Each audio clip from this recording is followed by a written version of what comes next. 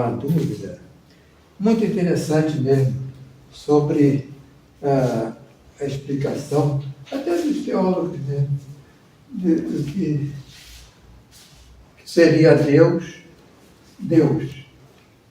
como, onde, quanto. Então, eu acredito que se deva ter uma noção, principalmente com uma característica materialista, não nas características espirituais, mas do que eu posso entender, mais ou menos que matematicamente,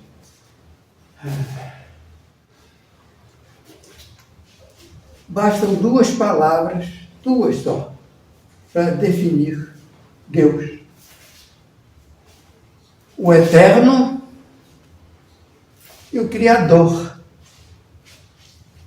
Ora, o Eterno, pronto, não tem princípio, não tem meio, não tem fim. E nós estamos muito acostumados a que tudo tenha que ter início, meio e fim, como eu, como você. Mas Deus é exatamente algo tão fantástico. Não tem.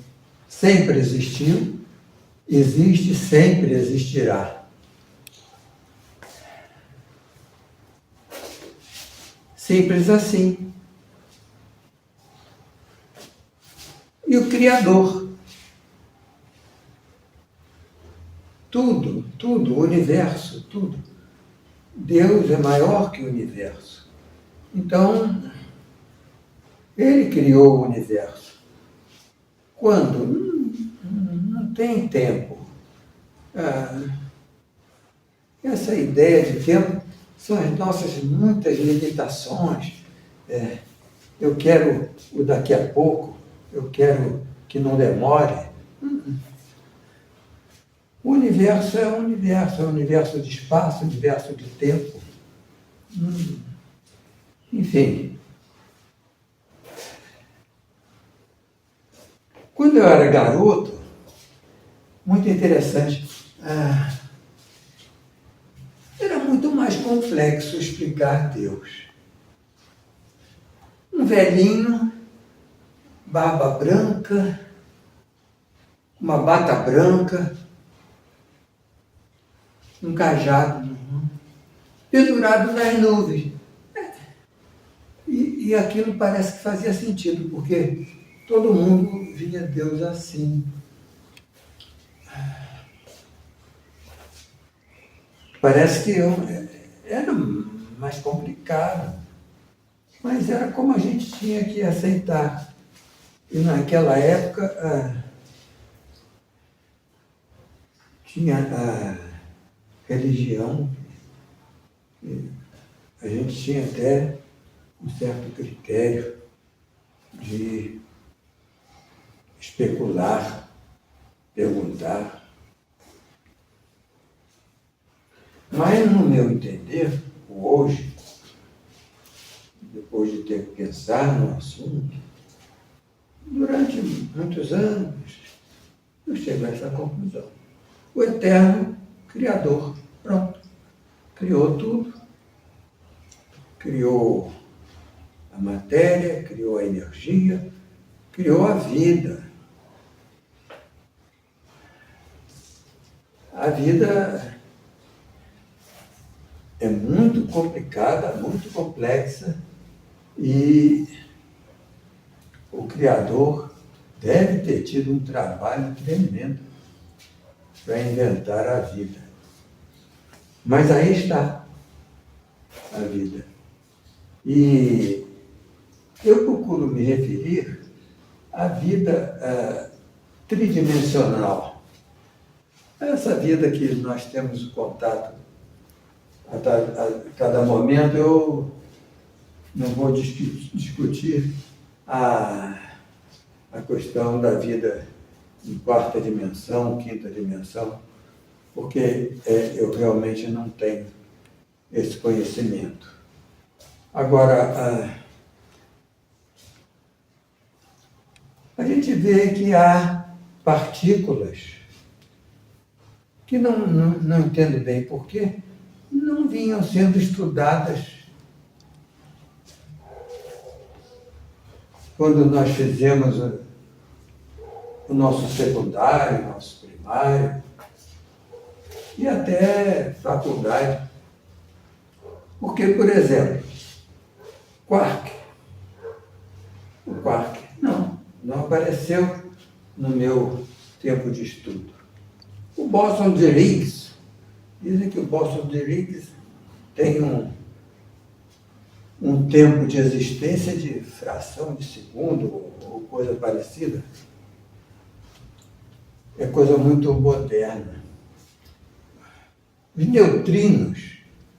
Então, foi me ensinado recentemente que os neutrinos estão vagando pelo universo em todas as direções, estão passando por dentro da gente, estão passando por dentro dessa matéria toda, dessas paredes, né? E como se nada houvesse na frente deles. As ondas gravitacionais. Eu já ouvi até uma diletância em que alguém dizia que as ondas gravitacionais são o combustível dos discos voadores. Bem, eu não estou procurando contrariar nada, não. Cada um tem o seu conhecimento. Eu vejo, no entanto, eu fui recente, ontem ou antes de ontem, numa gravação muito interessante. O palestrante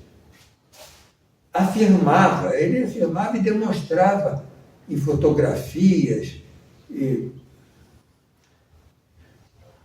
que existe uma rede de túneis subterrâneos sobre toda a crosta terrestre e que por ali passam trens, eu nem sei se aviões, mas trens e navios e submarinos, uma rede de túneis, uma coisa fantástica. Eu tinha visto na televisão, tem um programa na televisão que explora essas ideias de objetos voadores não identificados.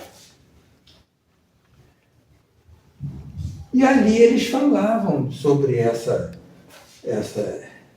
alguma coisa semelhante, uma rede de túneis e até cidades subterrâneas, mas estava esse imbróglio estaria seria usado por entidades de outra dimensão, que não a nossa. Eu não sei o que dizer, quarta dimensão, quinta dimensão, não sei. Mas seria uma dimensão que não a nossa. E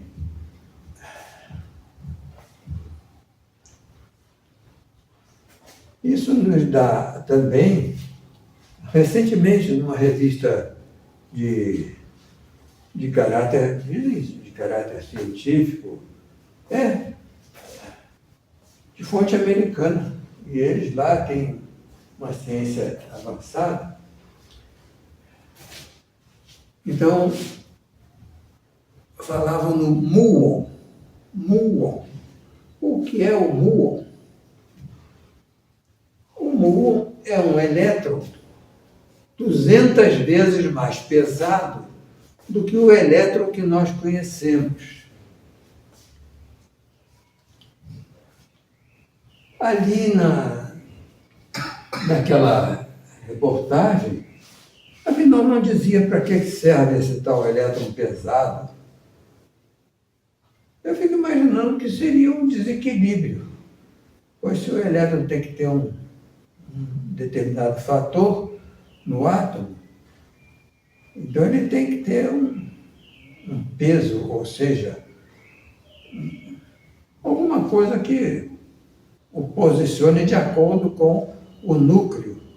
Agora, se aparece um elétron 200 vezes mais pesado, interessante, de qualquer maneira é alguma coisa nova. É mais uma partícula, o muon. Muito interessante. E nós temos esses estudos todos, coisa muito de... é interessante nessa revista, eles falavam que eles descobriram um meio de produzir carne de frango. Não é brincadeira, não. É mesmo. A carne de frango, e que hoje sairia a R$ 150 o quilo, e que é exatamente igual à carne de frango. Só que, talvez daqui a uns 10 anos, eles tenham fábricas enormes para produzir em grande quantidade. Não sei se será conveniente, porque a gente iria evitar essa matança desses animais. Em compensação, como é que nós vamos exportar? Até nós temos uma fábrica dessa, nós vamos ficar importando carne artificial de frango. E para exportar, como é que ia ser a nossa produção de carne de frango? E, de qualquer modo, eu fico aqui pensando assim.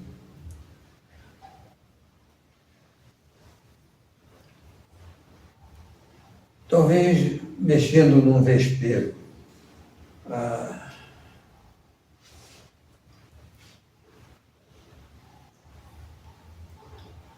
O bom companheiro da alta galera deixou ali, ao menos escreveram que foi ele que... É mais fácil o camelo passar no fundo da agulha.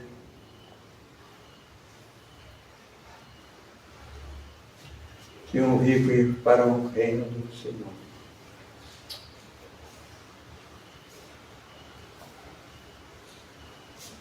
É uma afirmação séria, considerando quem veio essa afirmação. Mais adiante, ele faz uma fábula em que ele conta a história de um pobre que vivia das migalhas da mesa do rico. Ele morre e vai para junto do Senhor. E o rico, amigo dele, com certeza, ou talvez nem muito amigo, morre e vai para o inferno. Ora, parece que aí o rico não teve nem oportunidade de julgamento, foi direto para o inferno. E de lá ele grita lá para o amigo lá junto do Senhor, traz uma aguinha aí, porque aqui está muito bravo. Aí o amigo diz de lá, como eu vou levar água? É muito distante, não tenho como. Aí ele replica com uma frase que me parece que é mais séria.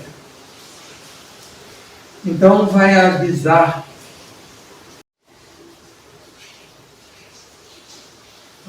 ao meu irmão que não faça a mesma coisa que eu fiz. Ora, o que se depreende é que não seja tão egoísta, não seja tão ambicioso, nem seja avarento.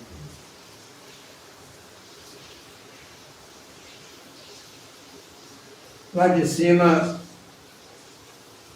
uma voz muito importante responde: "Ô cara, se eles não ouvem os vivos, como vão ouvir os mortos?" Eu quero lembrar que eu sou materialista, hein? E o conhecimento, porque eu estudei teologia. Então, eu posso até complementar assim: aquele que tudo tem, cada vez mais lhe será dado para que mais tenha. Daquele que nada tem, o pouco que tem lhe será tomado. Sim. Estou mexendo em vespeiro. Mas é assim que eu vejo o desenrolar dos acontecimentos.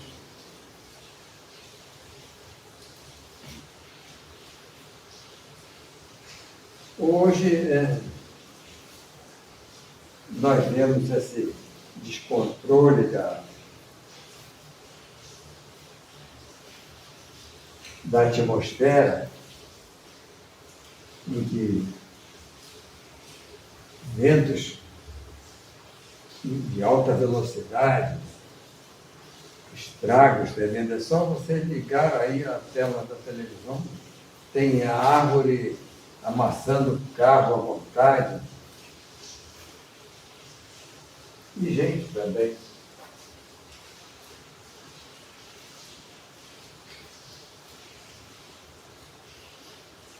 O aquecimento global parece que não há como negar.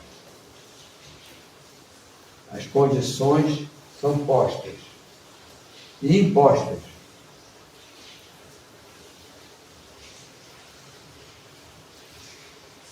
Dizem que lá governos relacionados lá com a ONU, União das Nações Unidas, Organização das Nações Unidas, e eles até já dispuseram grandes volumes de meios financeiros para financiar essa luta pela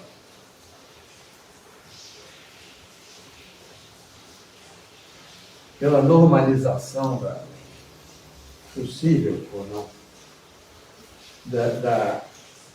das condições atmosféricas. Não sei.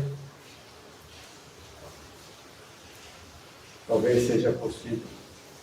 Mas, de uma maneira ou de outra, eu quero confessar que, em sendo materialista, eu me sinto muito confortado e muito, assim, alegre até, de poder participar desse nosso grupo de médiuns, que tanto tem boa relação com a galera lá de cima, como a galera lá de baixo.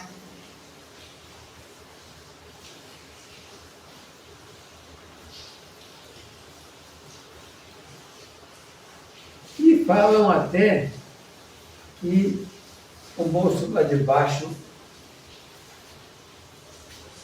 não é muito camarada, ou talvez até fosse malvado. Mas o que está escrito lá, e isso eu li, o homem é mau. Realmente, há coisas que o homem faz que parece que não seria razoável nem de gente lá de baixo, nem de gente lá de cima. Feminicídio. Então, a cada 10 minutos se mata uma mulher de maneira covarde. Ela está desarmada, o sujeito armado, mata. Bom, e outro dia eu assisti uma reportagem, um sujeito na calçada, assim, numa calçada de uma rua qualquer, num lugar qualquer no Brasil, ele está fazendo qualquer coisa com, não sei se uma caixa, uma coisa assim, e o cachorro vem para perto dele, abanando o rabo, talvez imaginando que vai ganhar algum quitute. O cara tira um revólver e mata o cachorro. Da maneira mais covarde que se possa imaginar. Daí está lá escrito, o homem é mau. É mau. Agora, eu não acredito que o demônio tivesse coragem de fazer uma brutalidade dessa. Eu acho que isso é exclusivo do homem.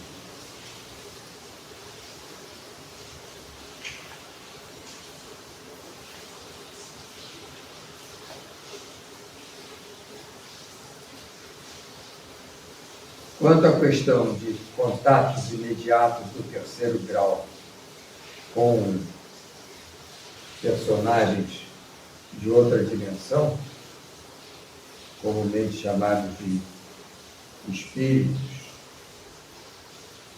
e isso em todas as religiões que se encontram. Eu acho que é muito interessante, muito, eu vejo assim como uma grande conquista, porque nós, materialistas, estamos engessados.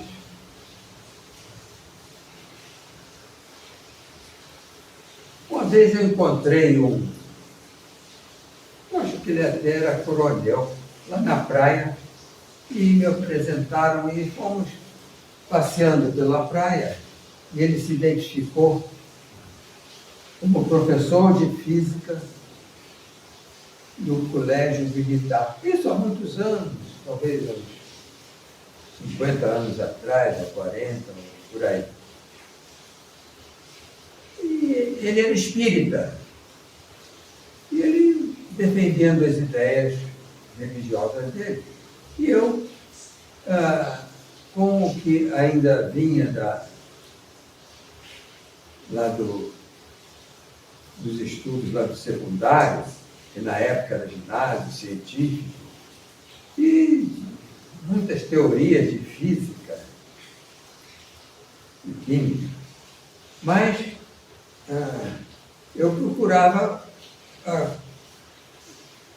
dificultar as alegações dele, não porque eu fosse contra lá a religião dele, mas porque eu tinha aquele conhecimento que contrariava. Até que ele me disse uma frase que detonou a minha posição. Matéria não existe. Pois se eu defendia tudo que era contrário àquela... Mas aí, eu lendo também, então fui entender que tudo é energia. E até o que nos parece assim tão sólido é uma forma de energia.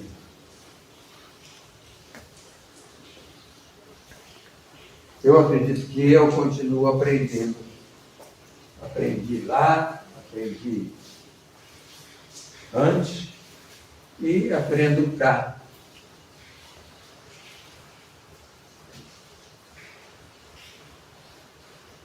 Ou seja, se nós não tivéssemos os 5 sentidos, jamais entenderíamos essa parede.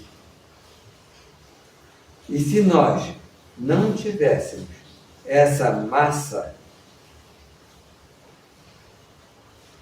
que é o nosso corpo, e tivéssemos só um espírito que ele que ele declara, e que os espíritas todos falam em espíritos, e até outras religiões, nós não reconheceríamos essas paredes.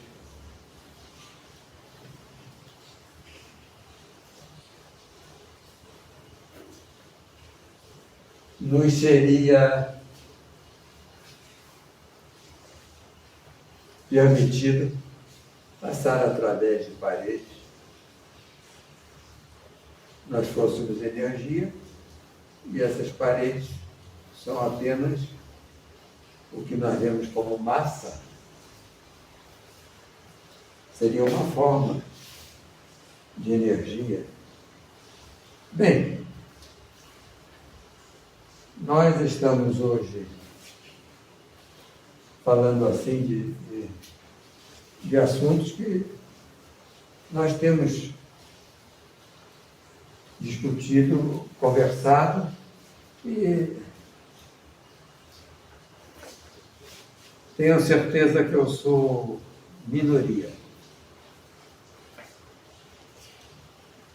Eu defendo sempre a ideia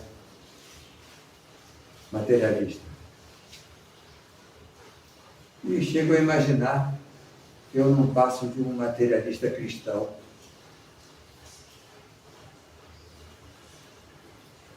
É, sem dúvida, uma afirmação inusitada. Eu gosto muito desse termo, inusitado. Que não era usado até pouco tempo e agora se tornou comum. Todo mundo fala de inusitado. O que era incomum passou a ser inusitado.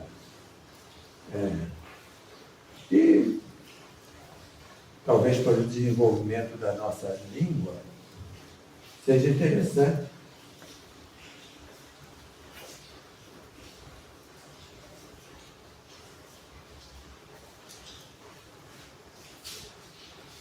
E no português nós temos realmente palavras muito interessantes. Quem ouviu falar em hirsuta? Hirsuta. Hirsuta quer dizer cabeludo. Ora, se eu jamais iria falar que alguém é hirsuta, veja, cabeludo é um elogio. Mas é a nossa língua. E, voltando para o nosso tempo e as nossas condições mais restritivas,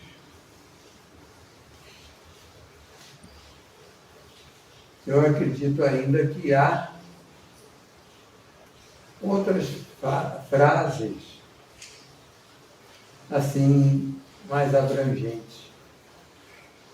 Tem uma muito interessante que eu tirei lá do grande livro. Eu fui aprender lá. Batei, batei, abrir-te-vos-á. Pedi, pedi, dar-te-vos-á.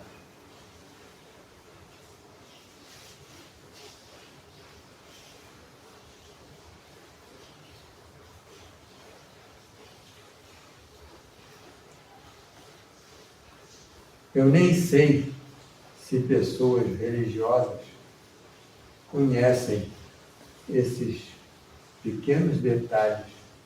Estão lá escritos. Estão lá, no grande livro. Não estou chutando, não. Está lá.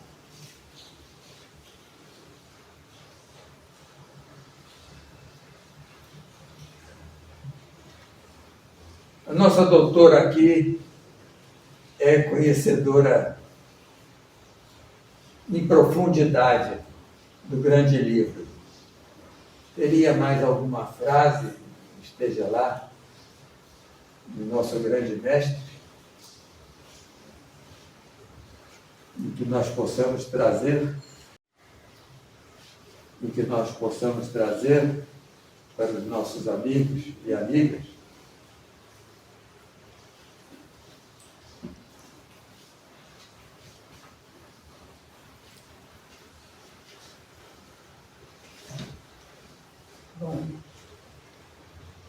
dentro dessa frase que ele colocou, batei, batei, pedi, pedi, aí a gente tem que analisar o que, é que a gente vai pedir, em que porta a gente vai bater. Aí agora eu devolvo para tu.